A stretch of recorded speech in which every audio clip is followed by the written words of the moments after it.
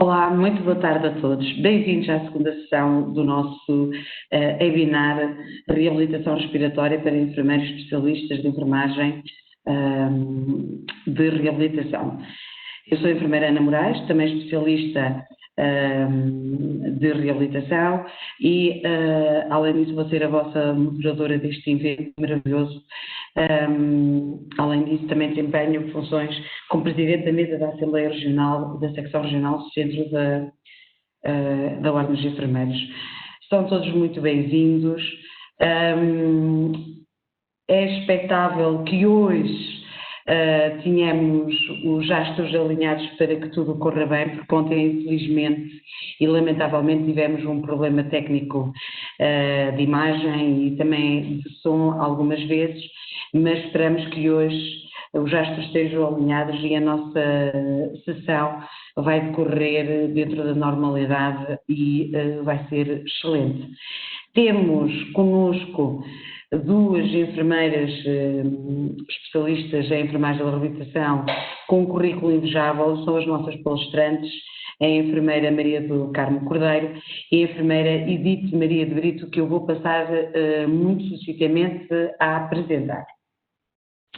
A enfermeira Edith Brito é enfermeira especialista em enfermagem da reabilitação no ACES Cabo 3 Barcelos, exposendo desde 2017, exercendo funções na ICCI de Barcelinhos, coordenadora da Unidade de Cuidados na Comunidade de Barcelinhos, membro da equipa de cuidados continuados integrados em Barcelinhos e enfermeira no Centro Hospitalar Universitário do Porto até 2016.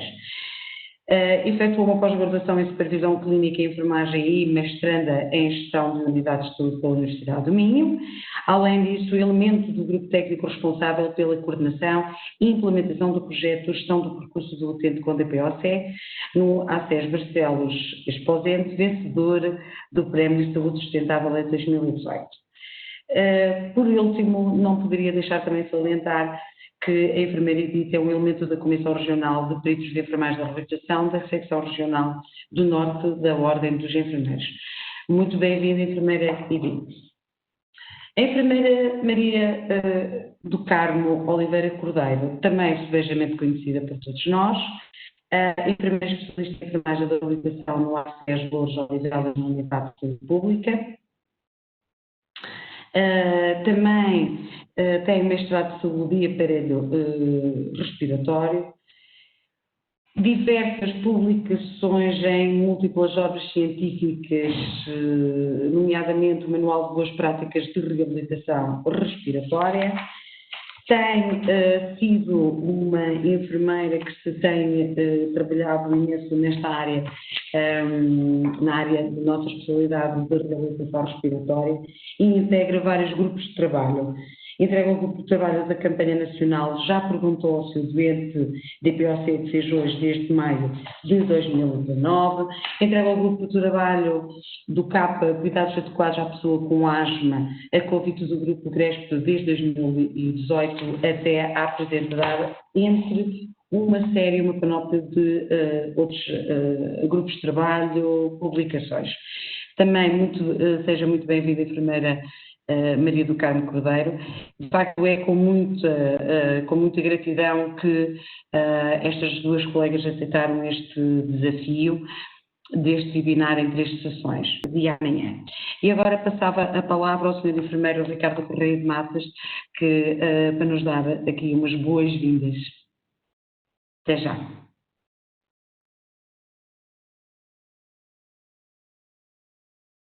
Olá a todos, sejam todos muito bem-vindos. Hoje sim, com o nosso webinar a funcionar muito bem, queria mais uma vez expressar um obrigado muito sentido à nossa colega, à Carmo e à Edith, pela disponibilidade que elas têm tido ontem, hoje, amanhã. Sei que de facto isto é um desafio muito grande a que estamos todos muito sujeitos, é um ano de desafios, vamos ter um inverno muito difícil, mas não podemos desistir de continuar a partilhar os melhores conhecimentos para conseguirmos ter depois na prática o melhor desempenho possível e atingir os melhores resultados em saúde possíveis. Eu gostaria de parabenizar toda a equipe e todos os colegas especialistas de reabilitação, porque são de facto o grupo especialista mais numeroso da nossa ordem e, portanto, reside também neles um papel absolutamente fundamental nesta recuperação a que o país neste momento necessita. Portanto, mais uma vez, agradecer aos 331 colegas que estão agora online. Muito obrigado por abdicarem do vosso tempo pessoal e familiar para estarem aqui connosco. Somos, de facto, uma profissão de enorme exemplo dentro da saúde e não só, nesta procura diária de melhor conhecimento, de melhor prática, para que consigamos colocar na nossa clínica os melhores conhecimentos possíveis e desta forma também construir um novo caminho para a nossa profissão a nível de consolidação de conhecimento científico e obter através deste conhecimento a melhor evidência clínica possível. Portanto, muito obrigado, tenho a certeza que vamos todos sair ao final do dia mais ricos, com mais conhecimentos. E gostaria, no final, também de parabenizar a nossa colega, a enfermeira Ana Paula Moraes, por toda a sua dedicação que tem tido ao longo dos últimos 4 anos e meio em prol desta missão que é de todos, mas que neste momento cabe a nós liderá-la, e eu acredito que com a sua gestão e com a sua liderança assertiva tem sido um verdadeiro exemplo entre todos nós. Muito obrigado. E um obrigado também especial ao nosso presidente da mesa do Colégio de Enfermagem de Reabilitação, o enfermeiro Luís Gaspar, que também estará aqui connosco e poderá também, com a sua experiência, enriquecer o debate. Portanto, eu não me alongo muito mais, agradecer imenso a todos. 344 tem vindo a crescer. Muito obrigado, colegas. É este espírito de união e é esta fraternidade que nós precisamos na nossa profissão para continuar a trabalhar neste reconhecimento interpares, que é, sem dúvida alguma, a base do futuro da nossa profissão. Muito obrigado.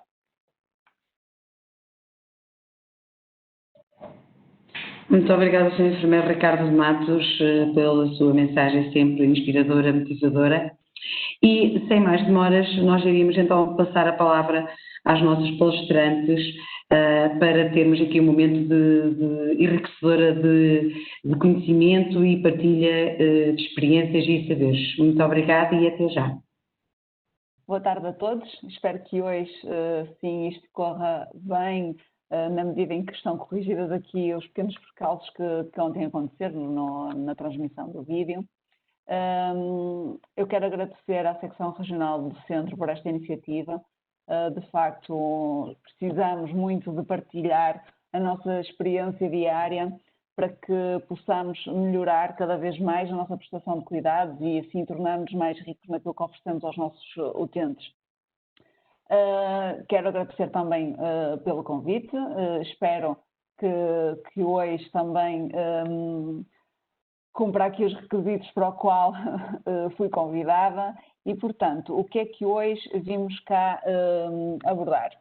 Ontem, como vos transmiti, existe um conjunto de orientações e normas que nos falam sobre a prestação de cuidados à pessoa com patologia respiratória, nomeadamente a orientação 014 de 2019 sobre a reabilitação respiratória nos cuidados de saúde primários. Foi feita essa apresentação de como é que ela pode ser aplicada e algumas nuances agora com a Covid-19, de que forma é que nos podemos adaptar e retomar a nossa atividade. Deixei-vos com algumas questões que foram estas. Quais as competências transversais a serem desenvolvidas pelo enfermeiro de reabilitação em contexto comunitário? Qual o nosso papel na abordagem do doente com patologia respiratória e quais as particularidades associadas ao programa de reabilitação respiratória no domicílio. E, portanto, disse-vos também que centrava, no fundo, tentando esquematizar aquilo que é a reabilitação respiratória, centrava nestes 3 grandes blocos: reeducação funcional respiratória, treino de exercício e gestão da saúde-doença. Eu venho-vos falar destes 2 que estão aqui em destaque, que será a reeducação funcional e o treino de exercício. Depois, a enfermeira Maria do Carmo já entrará no outro tema, que será a gestão da saúde-doença, que depois continuaremos amanhã. Portanto, as competências transversais do enfermeiro de reabilitação prende-se no domicílio, digamos que a sua atuação no domicílio requer um conjunto de várias particularidades nas quais nós devemos ter atenção para a nossa atuação ter o sucesso que nós expectamos. Portanto, as visitas domiciliares, que no fundo é isso que, sendo aplicado no domicílio, é isso que nós vamos fazer, devem constituir um momento de observação e avaliação subtil de todo o contexto da pessoa. Portanto, eu falo daquilo subtil porque, de facto, numa primeira abordagem, e isto acontece na primeira, na segunda, na terceira visita, acontece ao longo de toda a nossa intervenção, as pessoas não se querem sentir observadas, mas no fundo é isso que nós também temos que estar lá para fazer, para tentarmos entender a dinâmica daquela família, daquela pessoa. Mais importante do que se faz é o modo como se faz, promovendo a construção de uma relação terapêutica que começa logo no primeiro contacto. Portanto, quando nós abordamos a pessoa no primeiro contacto, num contexto domiciliário, temos que ter atenção que somos visitas, não é? Somos externos à casa da pessoa e que antes de começarmos a impor ou tentar mudar qualquer dinâmica, nós primeiro temos que compreender qual é a dinâmica que está instalada e qual é que é o cerne da nossa intervenção. Portanto, a saúde é entendida como um recurso para a vida e não como uma finalidade de vida, sendo que a pessoa e a família devem estar aptos a identificar, a realizar as suas aspirações, a satisfazer as suas necessidades e a modificar ou adaptar-se ao meio. Muitas vezes as pessoas nem têm noção da real necessidade ou dos reais problemas, porque a pessoa com patologia respiratória muitas vezes valoriza a sua própria sintomatologia e, portanto, geram-se crises de ansiedade, gera-se um ciclo de inatividade, porque também a própria pessoa não compreende e nem atribui significado a pequenos sintomas que vão acontecendo no dia a dia. Assim, o domicílio assume-se como um espaço muito particular, cheio de informação a absorver, tornando-se um desafio para nós todos que intervimos nesse âmbito. O enfermeiro deve, então, reconhecer que a pessoa é quem domina o seu ambiente, as relações estabelecidas devem envolver não só a pessoa, mas toda a família, e tendo atenção de que isto é um todo, a família é um todo, mas que depois cada um também é singular dentro desse todo. É necessário definir a identidade, a fronteira da responsabilidade, a autonomia e a cooperação de cada elemento naquela casa. Deve ser desenvolvido um nível de confiança que permita que as intervenções de enfermagem sejam oferecidas, discutidas e aceites. Portanto, é isso que eu vos queria transmitir na parte das competências transversais, porque nós só podemos começar a discutir intervenções ou começar a discutir qual o caminho a tomar quando de facto estabelecemos um nível de confiança com aquela pessoa e aquela família. Assim, o enfermeiro de reabilitação é entendido como um agente de mudança. A intervenção com a pessoa com patologia respiratória visa aumentar o seu conhecimento e a sua capacidade, definir estratégias de resolução de problemas e os comportamentos a adotar para a autogestão do seu processo patológico. A motivação, o otimismo, a tenacidade e a empatia são competências transversais necessárias à nossa intervenção, uma vez que não se pode falar em promoção da autonomia da pessoa sem integrar uma relação de confiança com a mesma e com as suas pessoas significativas. Portanto, entrando aqui no que é um programa de reabilitação respiratória, como eu já vos falei, vou falar de todas as técnicas que estão envolvidas, mas que depois cada programa será adaptado e contextualizado individualmente, como diz ali. E quando não se pode fazer um programa de reabilitação, pode sempre, na mesma, implementar alguns atos e intervenções no âmbito da reabilitação respiratória que dão conforto e qualidade de vida também à pessoa. Portanto, para o programa ser contextualizado e adaptado, nós temos que ter atenção à pessoa, ao seu grau de instrução, à sua capacidade de aprendizagem, à sua situação sociofamiliar e ao seu contexto profissional. Também temos que ter atenção à doença, nomeadamente qual é que está presente, qual é a sua fase evolutiva, se está em fase estável, se está em fase de agudização e quais as patologias associadas que também poderão aqui causar alguma morbilidade. E temos que ter atenção ao local e aos recursos, portanto, onde é aplicado o programa de reabilitação respiratória, nomeadamente se é num ginásio, se é no domicílio e quais os profissionais que estão envolvidos. A avaliação inicial deve ser exaustiva, de forma a identificar dados fundamentais da pessoa, a sua dinâmica, o valor atribuído às rotinas familiares e as dificuldades percepcionadas.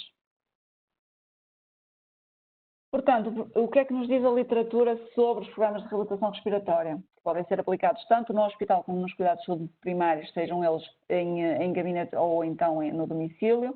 A sua duração deverá ser no mínimo 20 sessões com uma duração de 8 a 12 semanas e o tempo de cada sessão 45 a 60 minutos. Frequência em ambulatório 2 a 3 vezes por semana e o internamento será 5 vezes por semana, porque pressupõe-se que poderá estar numa fase de agudização. O que está descrito é que a pessoa sente resultados logo a partir da segunda semana de implementação do programa de reabilitação respiratória. Assim, vertentes fundamentais para o sucesso, e desculpem se eu sou repetitiva, mas é que esta é mesmo a parte muito importante, é que sabendo que o risco de regressar à inatividade após conclusão de um programa de treino é grande, não é? O sucesso da intervenção baseia-se na alteração dos hábitos de vida sedentários para um estilo de vida mais ativo e saudável, diminuindo assim a morbilidade e a mortalidade associadas. Claro que isto é muito difícil e tem que ser trabalhado de início, como vocês depois vão perceber mais à frente naquilo que é também a minha experiência diária. Entramos então na reabilitação funcional respiratória no domicílio. O que é que eu vos vou tentar passar aqui com esta parte? É que tudo aquilo que está descrito na literatura sobre o programa de reabilitação é possível de ser aplicado no domicílio, desde que sejam reunidas condições. Portanto, eu vou demonstrar aquilo que está escrito na literatura e depois algumas fotos da minha prática diária no domicílio. Portanto, o programa de reabilitação estabelece um conjunto de intervenções estruturadas que incluem a definição dos objetivos personalizados à pessoa, não é? A aplicação de um programa de reabilitação no domicílio pressupõe a adaptação e a definição de estratégias que conjugam as orientações das boas práticas na reabilitação respiratória com os recursos disponíveis em contexto domiciliar. Todas as técnicas de reabilitação funcional poderão ser aplicadas mediante avaliação, recursos e a capacidade da pessoa. Portanto, entendendo a reabilitação funcional respiratória como uma terapêutica que utiliza o movimento na sua intervenção, o nosso grande objetivo é aqui aumentar forças e diminuir resistências. Portanto, é este o nosso principal objetivo e de que forma é que nós então podemos aplicar as técnicas. Temos aqui o exemplo da posição de descanso e relaxamento, que diminui a sobrecarga muscular, facilita a respiração diafragmática, que vai reduzir no fundo a sensação de espineia e o aumento do controle da respiração. Portanto, cá está uma imagem que demonstra como é que o doente pode estar em descanso e relaxamento e aqui algumas imagens no domicílio dessa aplicação. São técnicas que têm que ser ensinadas ao utente e que ele, quando perceber que de facto melhora essa sensação de espineia, ele vai passar a usar. Consciencialização e intersticiação dos tempos respiratórios e a expiração com os lábios semicerrados, no fundo, vem melhorar a coordenação e eficiência dos músculos respiratórios, reduz o risco de colapso da via aérea e, por exemplo, na pessoa com DPOC, deveremos então pedir que a expiração seja 2 a 3 vezes mais prolongada que a inspiração para promover um esvaziamento alveolar. No fundo está aqui também a imagem da literatura e a imagem de como podemos aplicar no domicílio, exatamente igual como poderemos fazer em ambiente hospitalar. Aqui, o que é importante? Este passo é talvez das técnicas mais difíceis de ser ensinadas, porque quando falamos no domicílio muitas vezes estamos a falar de utentes que já têm alguma idade avançada, de que é difícil controlar, que a dispneia está ali presente e que pronto, qualquer treino aqui de músculos respiratórios também causa tonturas, etc. E, portanto, até conseguirmos atingir uma técnica perfeita, às vezes demoramos algum tempo. E as coisas têm que ser com calma e, no fundo, também não temos que despejar toda a informação num momento só, porque senão isso não vai acrescentar valor nenhum. Portanto, a pessoa tem que compreender, tem que entender, tem que se dar tempo ao tempo e muitas vezes as coisas não estão a resultar à primeira e tem que seguir por outro caminho e, portanto, são coisas que têm que ser feitas com calma mediante a pessoa que temos à nossa frente. Passando para a reeducação diafragmática, estamos a falar do principal músculo respiratório, portanto, aqui vem melhorar a distribuição e a ventilação alveolar e temos aqui exemplos de como a pessoa pode treinar o seu diafragma através também de estimulação táctil, mas também com resistência com peso no saco de areia e, portanto, dar a entender ao doente através, às vezes, algumas imagens como esta aqui do sinal de over, em que mostra como o tórax pode estar bloqueado em posição inspiratória e, portanto, mostrar ao doente isso, até dar exemplos com como é que um balão enche e esvazia, eles começam a compreender e então aí conseguem executar melhor os exercícios. Passando aqui para a reeducação costal, Temos aqui também, no fundo, vem melhorar também a distribuição, melhorar a distribuição e a ventilação alveolar. Temos aqui os exemplos de como pode ser aplicado tanto em posição deitado como em posição sentado, utilizando a respiração com os lábios semicerrados e, portanto, passamos já a outro tipo de nível de exercícios. E depois passamos também à drenagem de secreções. Muitas das vezes os doentes que são referenciados para as equipas de cuidados continuados integrados são doentes que precisam de manter a permeabilização da via aérea e, portanto, às vezes já com a sua patologia respiratória em estado muito avançado e que esta parte também tem que ser aplicada e que tem que ser equacionada e que, portanto, nós enfermeiros também cá estamos para dar essa resposta. No entanto, também há pessoas que conseguem treinar a tosse e de forma preventiva nós também devemos instituir esse treino para que a pessoa possa depois, numa fase de agudização, poder executar a técnica com rigor. Portanto, o principal objetivo de técnicas de drenagem de secreções vem tentar interromper este ciclo, que no fundo é retenção de secreções, vai causar uma infecção secundária, vai causar uma agudização e vai causar uma deterioração progressiva. E, portanto, isto será um círculo vicioso que vai estar aqui sempre presente e o doente sempre a agudizar. Claro que quando o doente está a agudizar com frequência, nós também temos que perceber toda a gestão da sua doença, o que é que poderá estar bem ou mal, o que é que poderá ser modificado, porque muitas vezes tem a ver com questões de não cumprimento da medicação, que deve ser logo das primeiras coisas que devemos abordar com o utente, na medida em que temos uma equipa multidisciplinar. Essa medicação deve ser otimizada e nós enfermeiros temos um peso muito grande naquilo que é o ensino da técnica inalatória e, portanto, será isso que a enfermeira Maria do Carmo passará depois de seguida também a apresentar, o que é fundamental para que as coisas estejam asseguradas para que também possamos depois fazer este trabalho com os utentes e passar para uma fase de programa de reabilitação. Assim, vem assegurar a permeabilidade da via aérea, favorecer o desprendimento das secreções e a sua expulsão. E aqui temos várias técnicas, no fundo, o ensino da técnica da tosse assistida, dirigida, modificada, e temos aí um exemplo de um doente a fazer o treino de tosse assistida. Uma drenagem postural pode ser clássica modificada, também são manobras que pode-se fazer, manobras acessórias como a percussão, vibração, compressão.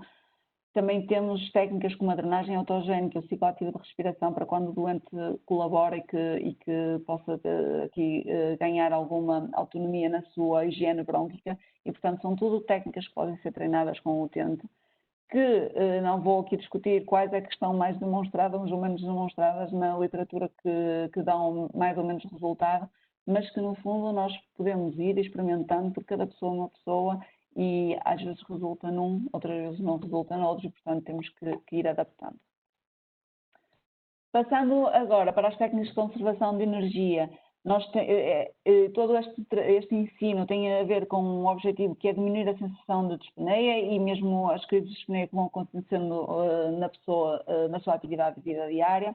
E temos aqui alguns exemplos que são aqueles mais banais que possam achar, que são tomar banho sentado num banco, calçar e descalçar sapatos sentados, usar sapatos sem atacadores, dividir o tempo das tarefas domiciliárias, evitar stress na execução de tarefas e subir de graus faseadamente.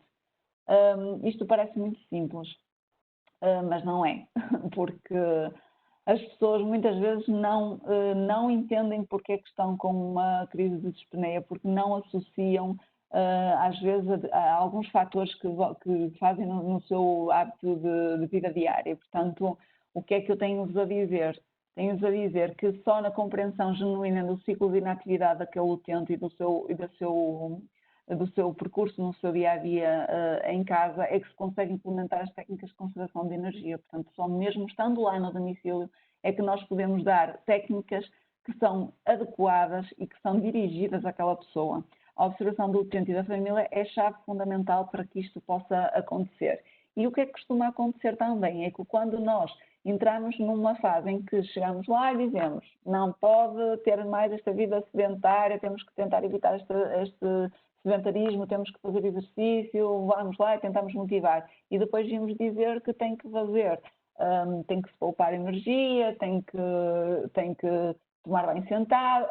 Há aqui uma estranheza quando nós temos aqui este tipo de conversas com os utentes e, portanto, é preciso balancear e que eles percebam o porquê de balancear entre esta promoção da atividade e depois a poupança de energia. Pronto. Não sei se recordam, para quem esteve no dia anterior, que falei sobre aqueles relatos que a enfermeira Glória descreveu no livro sobre a DPLC e sobre o doente com DPLC, não é?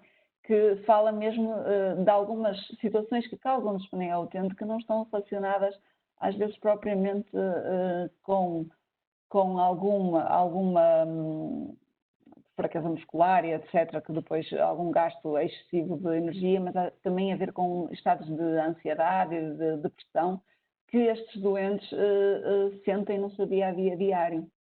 Eu tenho, por exemplo, quando faço sessões de grupo, que infelizmente agora não as posso fazer, mas quando fazia sessões de grupo e entre pessoas com DPLC, que tínhamos ali vários estadios, cheguei a ter utentes que não queriam vir à sessão porque era uma ansiedade total, diziam que ficavam com falta de ar, porque era subir as escadas, mas era a ansiedade de estar num espaço fechado, em que, com calor, etc., e só de saberem que estão fechados, que lhes despoleta ali acessos de tosse e que isso para ele era o fator de isolamento social e, portanto, nem sequer queriam pensar. Portanto, tem que perceber muito bem o que é que causa a dispneia no utente durante o seu dia-a-dia, para nós tentarmos também implementar aqui as técnicas de conservação de energia e também algumas estratégias de controle da ansiedade. Portanto, passando agora para o treino de exercício no domicílio.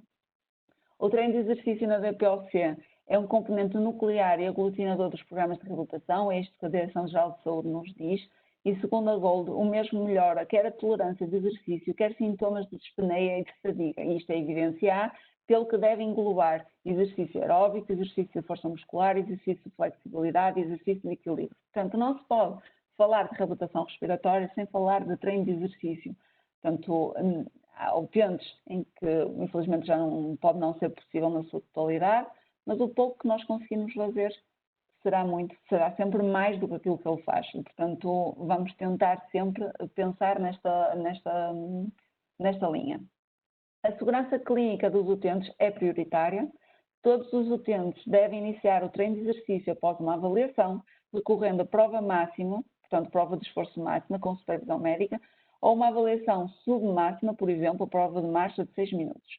O módulo de treino de exercício deverá incluir a monitorização da tensão arterial, frequência cardíaca, oximetria de pulso, assegurando uma saturação periférica de oxigênio superior a 90% e uma sensação subjetiva de esforço na escala de Borg modificada entre 4 a 6. É isto que a Direção-Geral de Saúde descreve na orientação. Portanto, é igualmente importante que o treino de exercício seja adaptado a cada pessoa. Mais uma vez, repetitiva, mas isto é mesmo para deixar claro. Numa primeira fase, pode-se recorrer a sessões de exercício intervalado até que ocorram adaptações que permitam depois reduzir os intervalos de repouso e aumentar os de trabalho. A prescrição de exercício deve especificar a frequência, a intensidade, a duração e a modalidade. É essencial a experiência dos profissionais para que estejam reunidas as condições favoráveis à aplicação do treino de exercício em contexto domiciliar. Assim, olhando para a DPLC e sendo, claro, um grande grupo de atuação que existe na comunidade, porque é que o treino de exercício é fundamental? Nós sabemos que na DPLC ocorrem alterações estruturais, nomeadamente diminuição da massa muscular, diminuição da área secção transversal das fibras musculares, diminuição do número de fibras tipo 1 e diminuição da densidade capilar na musculatura periférica. Portanto, o que é que isto vai implicar? Vai implicar alterações funcionais, menor resistência, menor força, tanto dos membros inferiores como dos músculos respiratórios e de menor tolerância ao esforço. Portanto, isto vai levar ao tal círculo vicioso, ao tal ciclo da inatividade do doente. Cada vez que ele se sentir mais fraco, mais dispneia terá, menos quererá fazer ou será sempre a tendência para que repouse e para que evite qualquer tipo de esforço no seu dia-a-dia. Portanto, nós vemos que realmente nós precisamos de fibras tipo 2 para iniciar qualquer movimento, mas que depois é fundamental nós termos fibras tipo 1 para dar resistência e prolongamento à nossa atividade. Portanto, é isto, os doentes até podem tentar fazer, mas quando se sentem cansados vão desistir e nós temos que contrariar isto. Portanto, a percepção de fadiga nos membros inferiores é o principal fator de limitação no exercício em 45% das pessoas com doença respiratória crónica. Portanto, está aqui também um grande campo de atuação do enfermeiro de reabilitação para que demos maior qualidade de vida aos nossos utentes. Portanto, o exercício de treino intensivo é um exercício aeróbico que vai melhorar a capacidade cardiorrespiratória, pressupõe sempre um aquecimento, depois a aplicação da carga e o relaxamento. A intensidade é 60% a 85% da carga da prova máxima, ou 4 na escala de Borg, e a duração deverá ser entre 20 a 60 minutos, e temos aqui exemplos da bicicleta, passadeira ou ciclómetro, portanto, que pode-se aplicar a carga.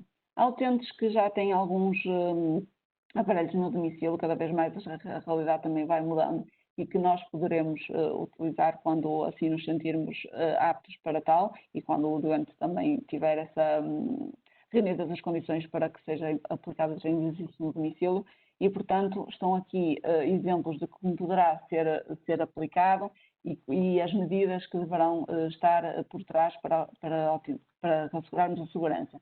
Portanto, o exercício de força muscular é um exercício anaeróbico, aumenta a força muscular e a massa muscular. Portanto, estamos a falar de exercícios com halters, com faixas elásticas, com máquinas de musculação. Portanto, será sempre exercícios para cumprirmos algumas séries, com um X número de repetições e com carga de 50% a 80% de uma repetição máxima. Portanto, está aqui também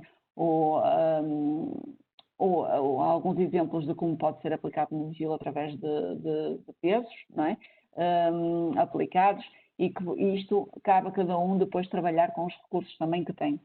Exercícios de flexibilidade vem aumentar a amplitude de movimentos e a otimização da eficiência ventilatória. Estamos a falar de, por exemplo, alongamentos, a bola terapêutica, faixas, e que também devem ser aplicados, se possível, em frente a um espelho também para corrigir a postura corporal, e deverá ser aplicado sempre também 2 a 3 vezes por semana. Não descurando também do treino de equilíbrio, que é fundamental para a independência funcional e para a prevenção também de quedas no utente. No fundo, o treino de equilíbrio vai melhorar a capacidade de exercício e a destreza do doente também para o seu dia a dia.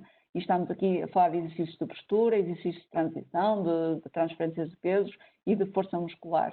Deixo-vos aqui ainda também a informação de que a Sociedade de Pneumologia também emitiu algumas recomendações sobre o treino de equilíbrio em tempos de Covid, portanto, alguns vídeos que os doentes podem aplicar em casa, e que eu costumo, também quando entro em contato com os doentes, dizer-lhes que está disponível e que eles podem ver através do YouTube o treino de exercício e do treino de equilíbrio, que também podem aplicar. Portanto, está aqui alguns exemplos que estão lá descritos, e aqui um exemplo com um utente no domicílio. Portanto, o que é que tenho-vos a dizer sobre treino de exercício, dicas práticas? Criar o hábito na pessoa, família, de praticar exercício nos dias em que nós não temos agendamento da visita domiciliar, é essencial. Porque imaginem, se nós queremos que ele adote a longo prazo o hábito de fazer exercício, nós temos que criar esse hábito quando estamos lá, porque é enquanto nós lá estamos que nós conseguimos controlar isso. Quando nós damos alta, apesar de podermos fazer alguns contactos depois com o utente, se nós não criarmos o hábito, o pensar daquele utente, não é? Ele vai esquecendo aquilo que nós vamos dizendo, portanto, não foi uma coisa que ele fez sozinho, e, portanto, ele vai deixar de o fazer. Portanto, desde o primeiro dia nós temos que pensar que nós temos um agendamento, vamos a uma frequência de 3 vezes por semana àquele utente, nos outros dias devemos criar o hábito, pode ser coisinhas pequenas, mas que devemos deixar isso para ele fazer. Portanto, devemos efetuar um plano de exercícios simples, de fácil compreensão, e que devemos ainda esquematizá-lo e fornecer ao utente. Da mesma forma como nós podemos colocar lá as escalas de Borg fixadas em alguns locais em que ele pratica as suas atividades de vida diária, para ele também fazer esse registro e fazer essa leitura, também devemos colocar este pequeno treino que nós podemos deixar para os dias em que nós não temos a visita agendada. Portanto, às vezes basta uma folha A4, pedir para fixar no local onde ele costuma fazer o exercício. E, pela minha experiência, o melhor sítio é aquele onde ele passa mais tempo. Portanto, se ele passa mais tempo na sala, será na sala. Se ele passa mais tempo na cozinha, será na cozinha. Se é no quarto, é no quarto. Porque é onde ele vai se sentir mais confortável e mais confiante para estar a fazer exercício, que possivelmente poderá disputar alguma crise de dispneia e, portanto, ele é o ambiente que ele se sente mais confortável. Portanto, às vezes basta uma coisa simples, não é? Caminhar 15 minutos, pedimos a um familiar também para monitorizar e para o acompanhar. Muitas vezes há aquelas casas que têm corredores compridos e é até bastante seguro porque pronto, são estreitos e que eles conseguem se apoiar e que podem ali caminhar durante algum tempo. Tem que ser também instruídos sobre todas as medidas de prevenção de quedas, porque nós sabemos que muitas vezes são doentes já debilitados com alguma fraqueza muscular e que isso poderá ser uma situação que temos que calcular.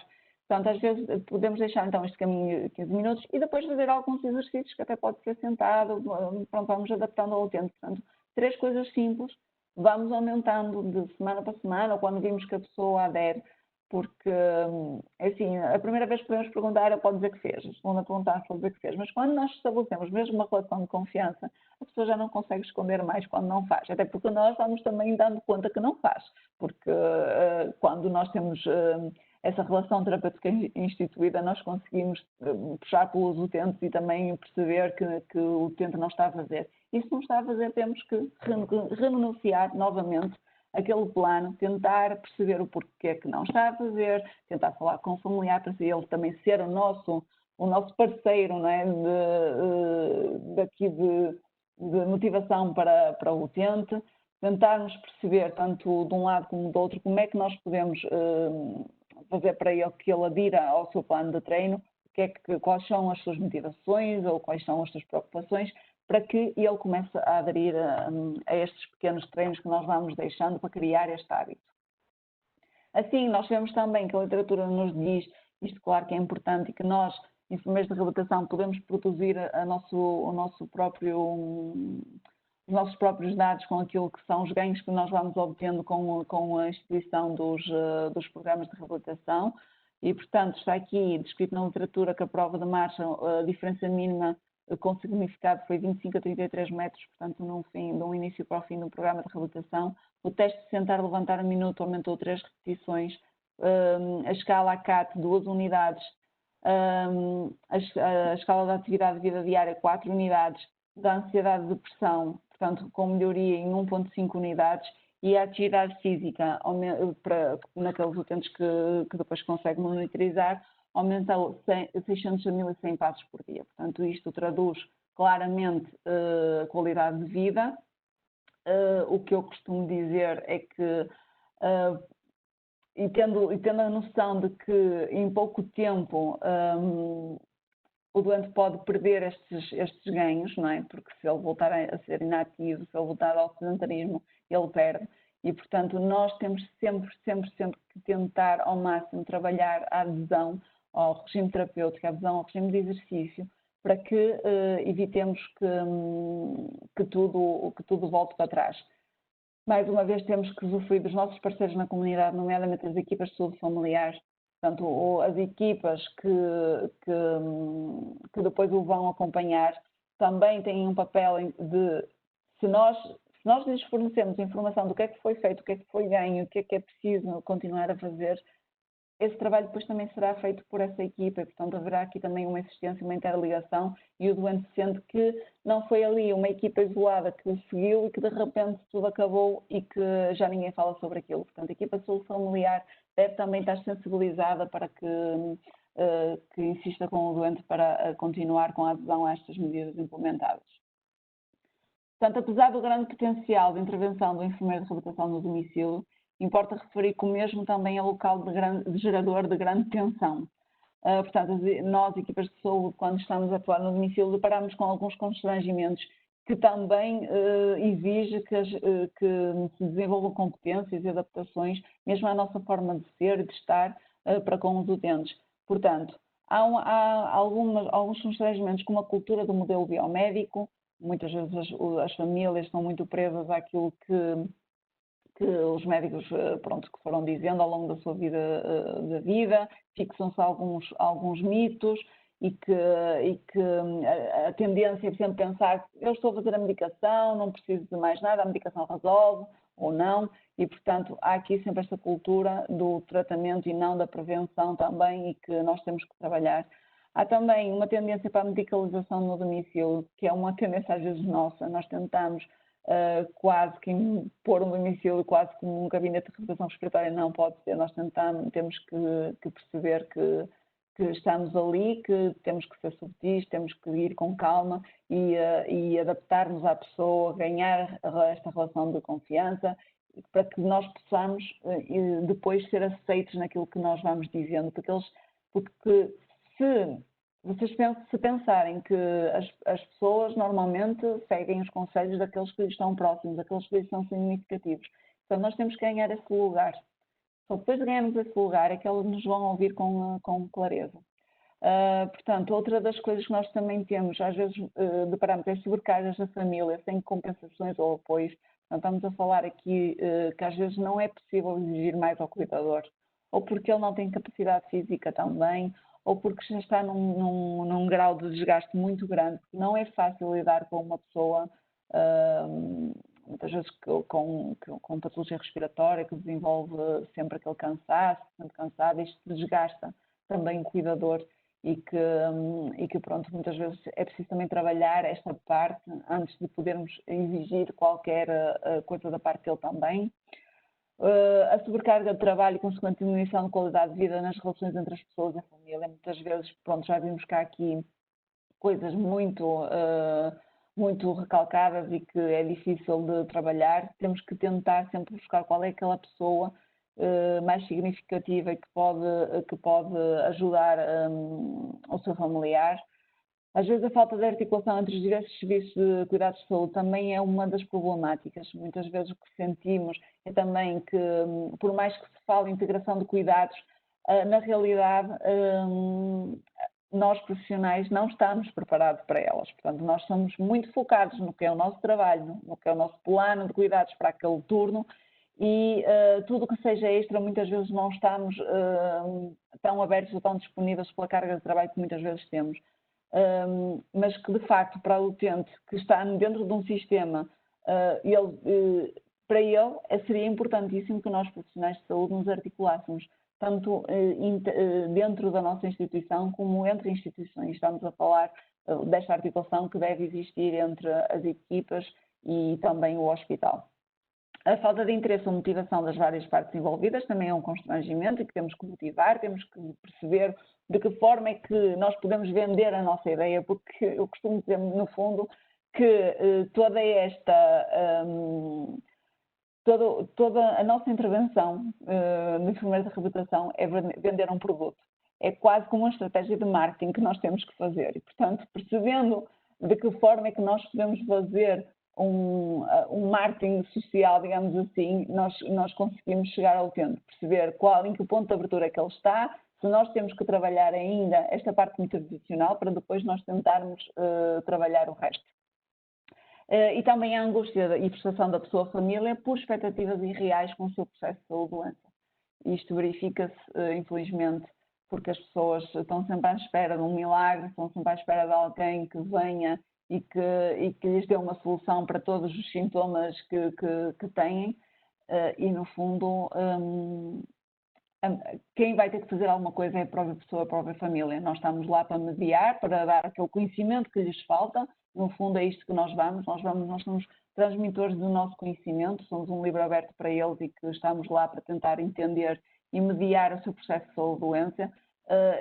E lá está, e temos que trabalhar estas expectativas, porque muitas vezes quando nós perguntamos o que é que pretende com isto, quais são os seus objetivos, quando eu vou falar numa equipa, o que é que idealizou, nós vemos que pensaram coisas que não são reais e temos que trabalhar isto e dar-lhes alguma esperança também no fundo de que nem tudo está perdido e que vamos trabalhando.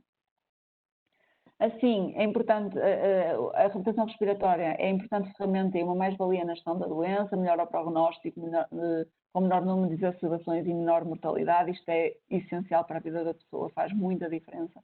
E, portanto, o Plano Nacional de Doenças Respiratórias de 2015 diz-nos que menos de 0,5 dos utentes com DPOC e com indicação para reabilitação respiratória estarão efetivamente a beneficiar da mesma. Portanto, temos aqui um grande campo de atuação e nós estamos cá, estamos no terreno, temos que dar valor àquilo que nós fazemos, temos que mostrar e evidenciar o nosso trabalho, porque de facto nós estamos cá, seja pouco o que nós possamos fazer, é o que eu digo, é sempre mais do que fizemos ontem, portanto nós temos que tentar chegar aos utentes, temos que tentar criar a necessidade também junto da tutela, claro, da necessidade de criar acesso à reabilitação respiratória aos doentes com patologia respiratória. Isto é um desafio para todos, não é fácil, mas esperamos que melhores tempos virão. Portanto, da minha parte eu terminei. O que é que nós vamos falar nos próximos temas, isto já agora de seguida, mas também amanhã. Portanto, como capacitar a pessoa para a gestão da sua doença, quais estas estratégias que nós podemos desenvolver com a pessoa, como promover a adesão a longo prazo e quais são os desafios e estratégias para um programa de manutenção e como documentar a nossa intervenção nos sistemas de informação de enfermagem. Portanto, isto falaremos amanhã, mas hoje, muito importante também, vem agora a parte da técnica inalatória com a enfermeira Maria do Carmo, que é essencial para que nós possamos trabalhar o doente. Primeiro, a sua doença tem que estar controlada para que nós possamos intervir e ir buscar o máximo da capacidade da pessoa. Portanto, vou passar a palavra à enfermeira Maria do Carmo e depois fico a aguardar pelas vossas perguntas, se assim quiserem.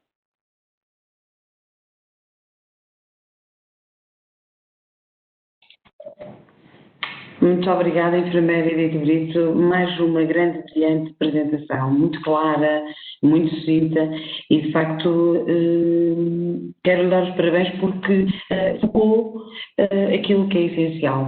É o ganho da confiança, é a subtileza com que nós conseguimos planear um plano de reabilitação.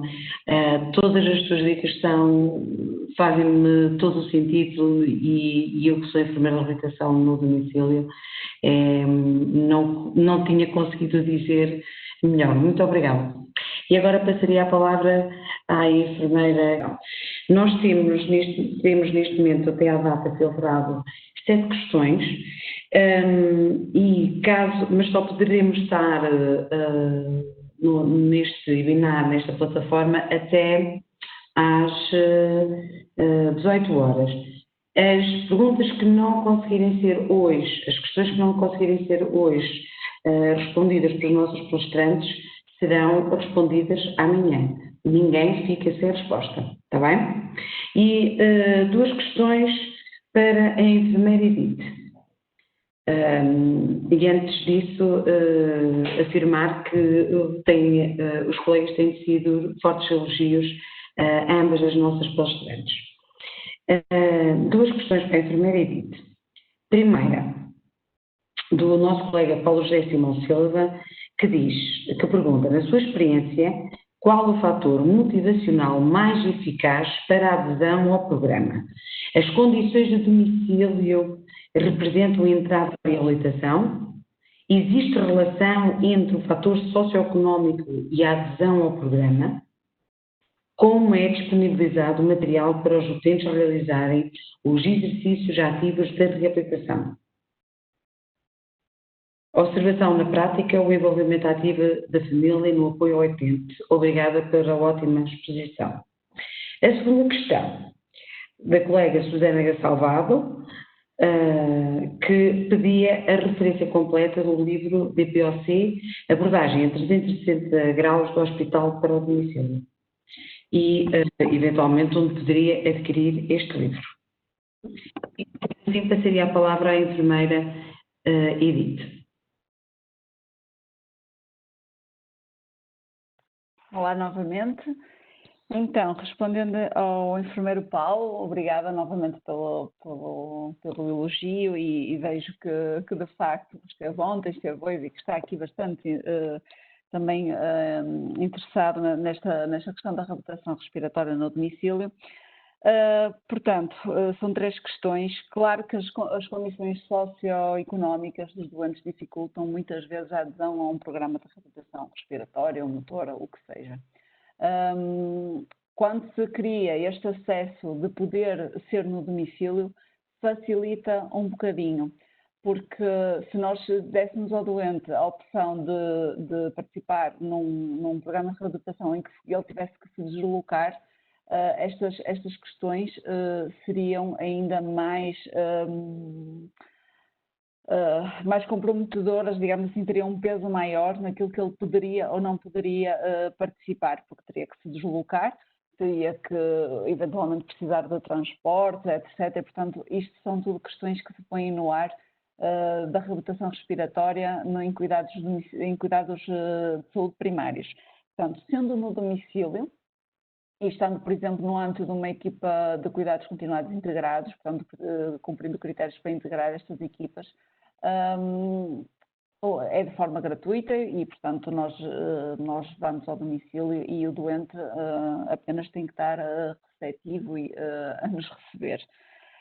Quanto ao material, o material, muitas vezes, há algum material que pode pertencer à equipa e que, claro, com estas questões da Covid, nós temos que ter aqui alguma cautela, portanto, não partilhamos materiais entre utentes, portanto, será dentro dos recursos que nós temos, atribuímos algum utente, depois devidamente higienizado, e depois ficará só para aquele utente. Os recursos não são muitos. Diria que nós somos assim um bocado o parente pobre dos cuidados de saúde primários e se é que alguém é mais rico que nós, não sei. São poucos, mas nós teremos que fazer algumas adaptações. Temos que muitas vezes encontrar algumas estratégias, nomeadamente conseguir, através de pequenas coisas que o doente tem em casa, digamos, o bastão, substituí-lo por algum objeto que seja parecido e que possa utilizá-lo. Também utilizamos muito para tentar fazer exercícios de força muscular, barras que nós colocamos entre as portas, nas duas, travamos a porta e, portanto, conseguimos utilizar uma barra para que o doente se apoie e que faça alguns exercícios. Também há alguns familiares que têm algum jeito e que conseguem pôr algumas argolas presas à parede e que nós conseguimos utilizar aí as faixas, etc. E, portanto, também são estratégias de conseguirmos isto em custo baixo. Basta é que vermos que a família está disponível e que de facto que vão aderir a esse tipo de exercícios, porque estar a pedir este tipo de coisas quando ainda nem percebemos se a pessoa vai aderir ou não, pois temos um gasto que a família vai ter, por mais baixo que seja, pode ser coisas que sejam também difíceis para aquela família e se a pessoa não utilizar não vai ter qualquer sentido. Mas se virmos que realmente está empenhada e que até queria fazer mais, nós podemos dar este tipo de opções e, portanto, a nossa imaginação e também a prática diária vai-nos dando aqui alguma base para depois nós podermos ajudar os utentes nesse sentido. Qual é o fator motivacional, principalmente o fator de motivação para a adesão ao programa? Eu acho que são os primeiros resultados a surgir com o programa. Pronto, portanto, acho que quando nós conseguimos ter alguns resultados naquilo que nós estamos a fazer, e nomeadamente, começo por dizer que se calhar amanhã é o dia que procuro, amanhã esta formação, não é? Os sistemas que nós vamos ter amanhã será o qual nós temos que começar. E, portanto, a gestão da saúde, doença, do seu processo patológico é muito importante. E quando vemos estas questões até ligadas com a terapêutica inalatória, quando nós conseguimos otimizar e o utente percebe que realmente aquilo até tem efeito e que toda a medicação que fazia, às vezes faz inúmeros inaladores, porque ele nem sequer um deles faz corretamente e, portanto, quando a sintomatologia está prescrita, vai-se escalando, vai-se acrescentando, não é? O médico vai fazendo isso e está ali uma acumulação de inaladores que pode até nem ser necessária. E, portanto, quando o utente começa a perceber que, de facto, aquilo que nós vamos dizendo tem algum efeito, ele vai aceitando tudo o resto. Portanto, será aqui que a principal chave é não desistirmos até ele ter o primeiro resultado. Quando ele tem o primeiro resultado, ele depois vai nos ouvir, vai ver que aquilo que nós fomos dizendo, as dicas que nós fomos consertando, que realmente resultaram para ele. E, portanto, muitas das vezes, e lá está, e sendo repetitiva, são coisas muito pequeninas, coisas que as pessoas dão um imenso valor no seu dia-a-dia e que nós temos que estar despertas. Quando nós conseguimos chegar àquele patamar do que é significativo para o utente e ele vê realmente uma mudança, ele vai confiar em nós e aí está estabelecida a relação de confiança e é aí que nós podemos avançar. Vai haver motivação, vai haver alturas que o doente não quer, sente-se muito cansado, claro que vai pedir para parar, mas nós motivamos para continuar e vamos, e eu digo muitas vezes, eu sei que eu saindo daqui você só quer me ver pelas costas porque eu estou aqui a insistir com coisas que não consegue, mas acredita em mim, o pouco que fizer vai dar resultado. Portanto, as pessoas vão aí. O primeiro resultado vai ser o fator que o vai abrir para depois toda a nossa intervenção, tudo aquilo que nós podemos fazer a seguir. Acho que daqui respondi tudo, em primeiro Paulo. Depois a segunda questão tem a ver com a referência completa do livro. O livro surge por iniciativa da enfermeira Maria do Carmo, mais uma vez, na qual também participei e com muito gosto. E muitas das coisas que apresentei aqui estão lá no livro, enfermeira Maria do Carmo também, e certamente que é uma obra que reúne muito do que é a experiência de várias pessoas da nossa área que estão na prática e que têm muito para nos dizer. O livro ainda não foi lançado, está para breve, portanto, penso que assim que sair, também a enfermeira Maria do Carmo também o divulgará e nós todos também teremos conhecimento disso.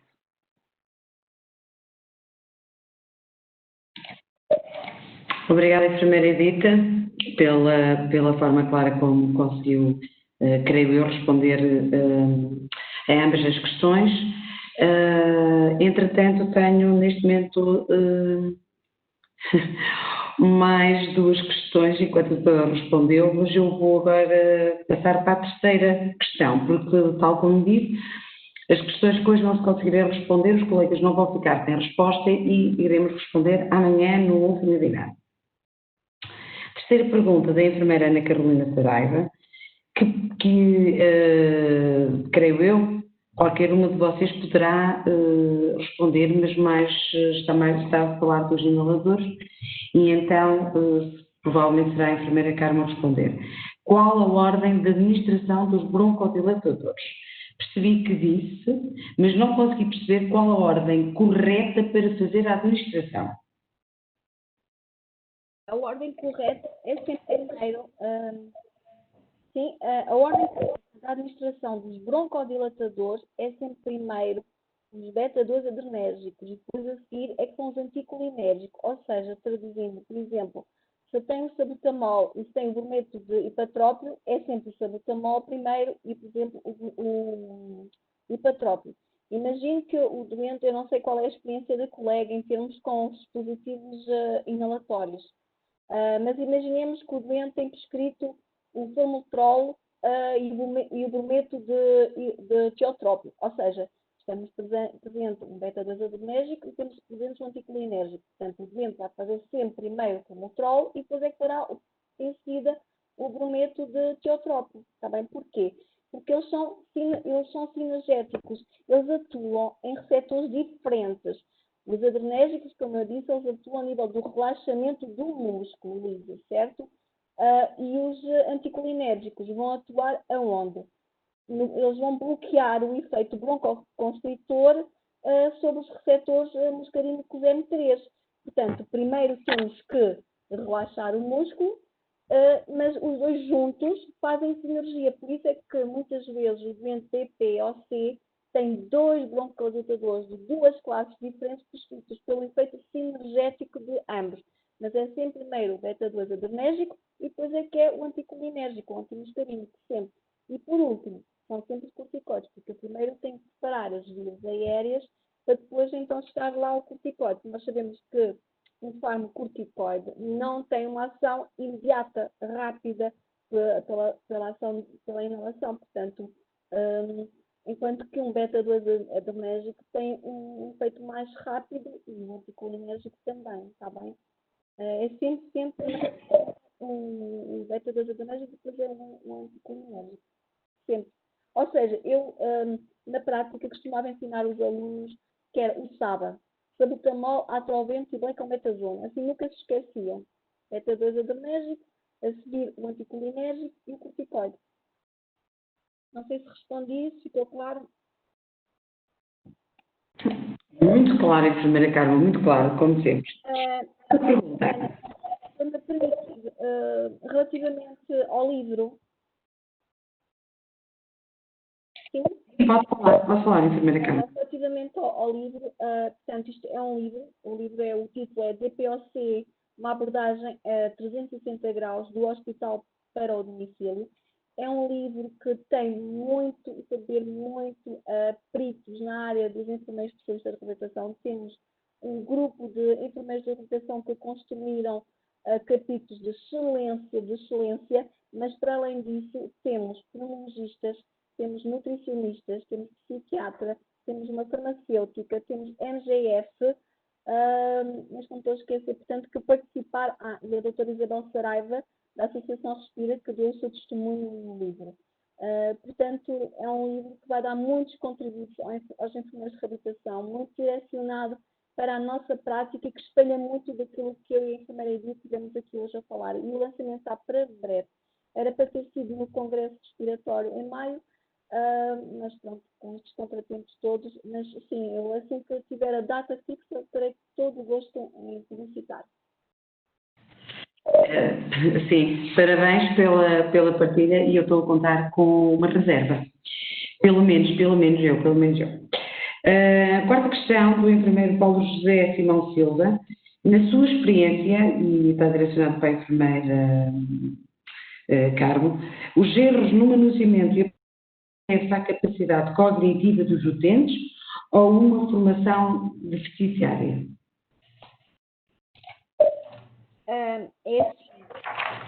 Os erros críticos no manuseamento, na tecnatória, não só estão relacionados com fatores com o próprio doente, sim, está mais do que distrito e nós, na nossa prática profissional, mas também, permitam dizer isso, tem muito a ver também connosco, profissionais de saúde. Há muitos conhecimentos, até porque se nós pensarmos nos cursos de base da enfermagem, não é uma área que é muito valorizada em termos de ensino aos alunos. Valoriza-se muito outras formas de administração terapêutica, mas a gestão terapêutica é uma área que ainda é pobre. E não só o fator doente, o aspecto cognitivo, a destreza manual, mas também nós, profissionais, há muitos conhecimentos nossos, profissionais de saúde, relativamente ao manuseamento. Aliás, há um artigo publicado o ano passado em Portugal, que foi feito numa unidade de saúde, relativamente ao que é que os profissionais de saúde, médicos, MGF, enfermeiros, sabiam sobre os dispositivos. É um exemplo desse artigo, mas há muitos mais. Há muitos conhecimentos da nossa parte também. Porque também falha a nossa formação, não é que tenhamos culpa. Também não nos foi facultada essa formação. Mesmo na especialidade de reabilitação, falha um pouco essa área, portanto não é muito valorizada. Isto é a minha perspectiva pessoal.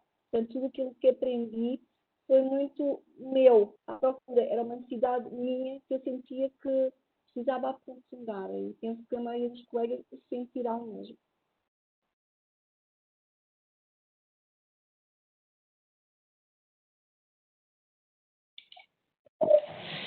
Obrigada mais uma vez, enfermeira Maria do Carmo, pela resposta sucinta. Nós temos agora aqui mais 4 questões e temos 7 minutos.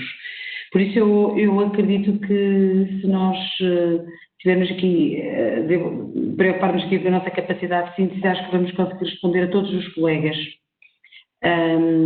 Por isso, a quinta pergunta é do enfermeiro Paulo José Simão Silva, que pergunta: através da relação terapêutica referida, é possível identificar recaídas de fumadores? Como lidar com esse grupo de utentes para maximizar a reabilitação?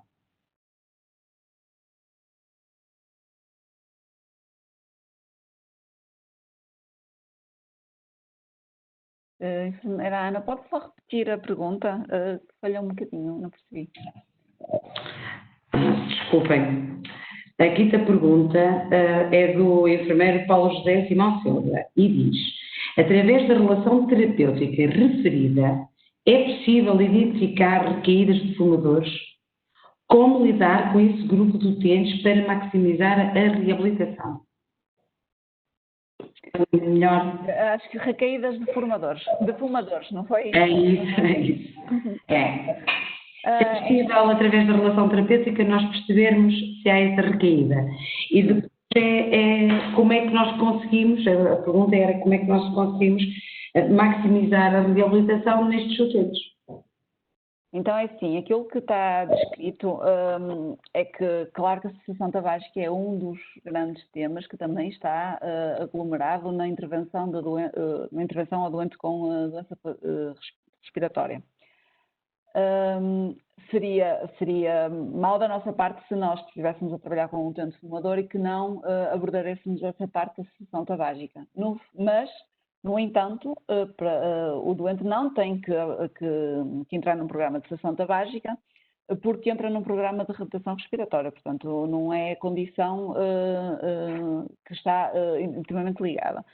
Contudo, e claro que a relação terapêutica nos permite estar próximos do utente, não é? Quando nós realmente estabelecemos essa relação na sua plenitude, nós poderemos ser o profissional que estará mais próximo do utente e que poderá conseguir entender as suas dificuldades e também arranjar as tais estratégias pela nossa posição privilegiada de contacto, porque nós quando fazemos um programa de reabilitação, nós vamos ter um contacto de no mínimo 3 vezes por semana, não é, digamos, com aquele utente.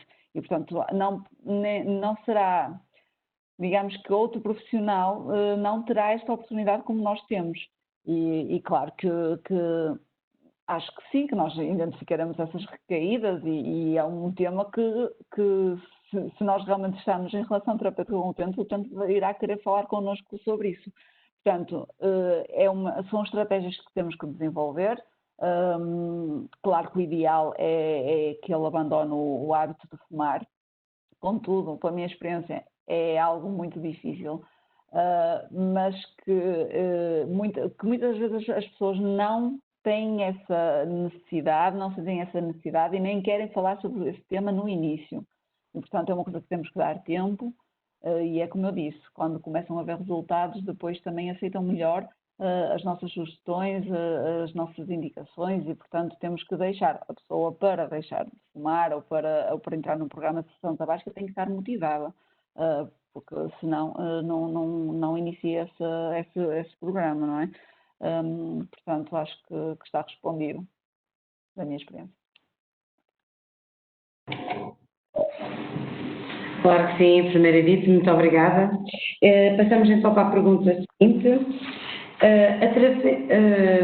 Uma colega, Carla Costa, coloca a seguinte dúvida.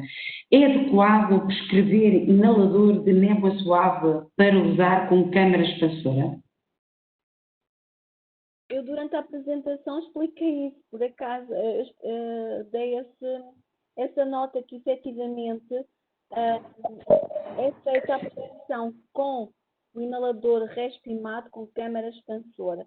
Já o era feita há algum tempo e é feita assim, porque a explicação, portanto, principalmente a nível de MGF, mas também a nível da pneumologia também prescreve entre o utente DPOC que está num estadio terminal, já não consegue utilizar nenhum dispositivo, entre fazer e não fazer nada é possível sim e é prescrito mesmo um inalador respirado com câmara expansora.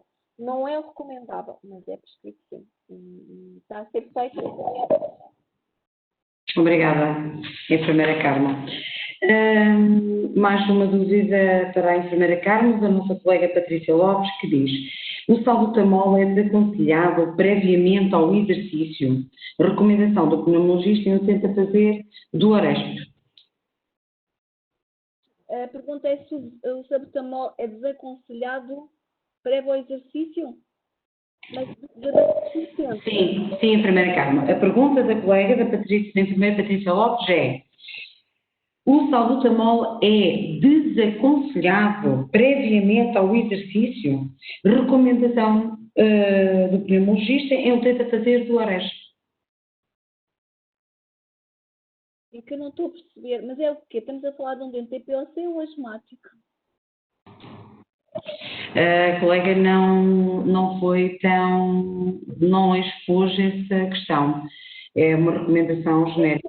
Por exemplo, nos dentes asmáticos, nós sabemos que uma das recomendações prévio ao exercício, na escola ou antes de ir para o ginásio, é fazer o seu inalador, muitas vezes o SOS.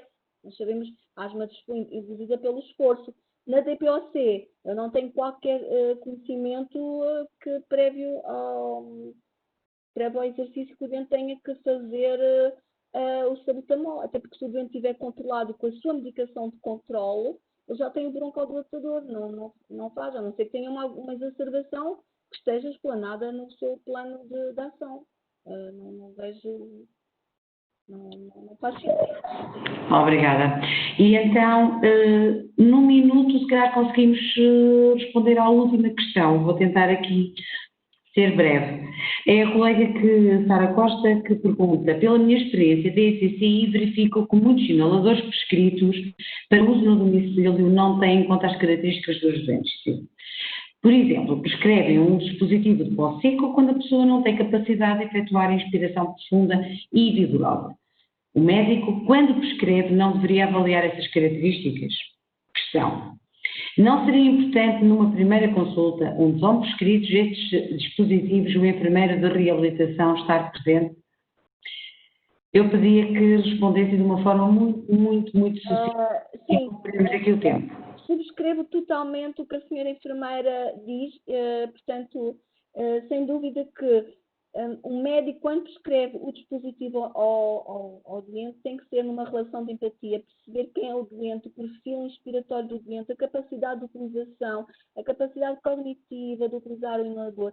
E nós, enfermeiros de reabilitação, temos um papel essencial, por isso é que eu promovo e defendo que sejam criadas consultas de doente respiratório, onde os enfermeiros de reabilitação deem o seu contributo, para que efetivamente haja esta articulação, porque, de facto, a maioria dos médicos não está sensibilizado para esta problemática da gestão. Prescrevem sem muitas vezes ter esse aspecto em consideração. Sim, concordo, subscrevo totalmente. Sim. Nós vamos ter um papel muito importante. Também subscrevo totalmente. De facto, temos que ser cada vez mais empreendedores e foi nesta, e revejo aquilo que nós sentimos no dia a dia, até nas palavras do enfermeiro Ricardo Matos, quando reafirma que, de facto, nós enfermeiros temos que ser empreendedores. E somos muito importantes na mais-valia para ganhos de saúde e para o impacto da saúde na vida de todos. Eu, após ter roubado 3 minutos aqui aos próximos palestrantes do próximo evento